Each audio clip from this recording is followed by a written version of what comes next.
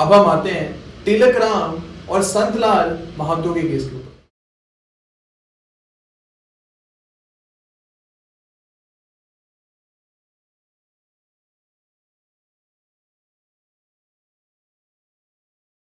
अब जो तिलक राम का केस था, यहाँ पे बोला गया था that for acknowledgement it is not necessary that there is a promise to fulfill existing liability. It is not necessary that there is a promise to fulfill the existing liability. Even if there is a signed communication by the defendant to the plaintiff. Even if there is a signed communication from the defendant to the plaintiff, then we can say that there is a valid acknowledgement. Okay, अब इसका मतलब क्या होता है? For example, A बोलता है B को कि आप मेरे 1 लाख रुपीस वापस करो. A says to B that please return my 1 lakh rupees. अब B यहाँ पे बोलता है that you also have to owe me 50,000 rupees.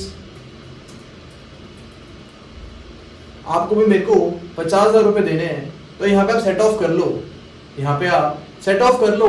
और यहाँ पे 50,000 रुपए मुझसे ले लो. तो यहाँ पे we can say that B is actually admitting his liability. अब यहाँ पे एक्सप्रेसली तो उसने नहीं बोला है, यहाँ पे उसने एक्सप्रेसली नहीं बोला है that I owe you debt, ऐसा उसने एक्सप्रेसली नहीं बोला है. But here we can see कि इम्प्लाइड एडमिशन हो चुका है, बी की तरफ से यहाँ पे एक इम्प्लाइड एडमिशन हो चुका है कि वो उसको 1 लाख रुपए ओ करता है. It is sufficient for the purpose of section number 18. And अगर prescribed period में B ने ये implied admission की है, then we can say कि यहाँ पे cause of action renew हो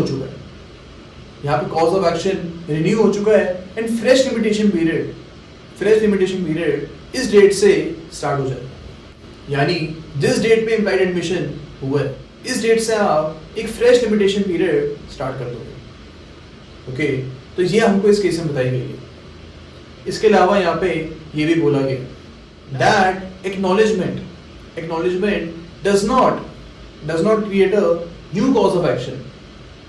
it does not create a new cause of action, rather it renews an existing cause of action. अब हमारे केस में कॉज ऑफ एक्शन क्या था? यहाँ पे ये कॉज ऑफ एक्शन था कि ए का राइट था to collect 1 lakh rupees. A का राइट था to collect his debt, and इस राइट का बी ने वायलेशन की है. तो यहाँ पे ये कॉज ऑफ एक्शन हो गया है, एंड जिसके बेसिस पे A can file suit in this case. तो यहाँ पे अगर बी एक्नॉलेजमेंट कर रहा है, तो this is a renewal of a existing cause of action. जो already cause of action exist कर रहा था, उसका यहाँ पे रिन्यूअल हो चुका है. यहाँ पे हमें एक न्यू कॉज ऑफ एक्शन नहीं लेके आ रहे. ओके, तो ये चीज हमको इस केस में बताई गई. अब इसके अलावा यहाँ पे संतलाल का भी केस था.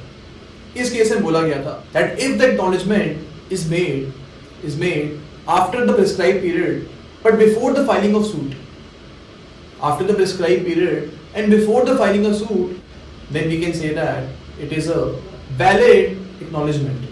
Okay, तो ये चीज हमको इस केस में बताई गई.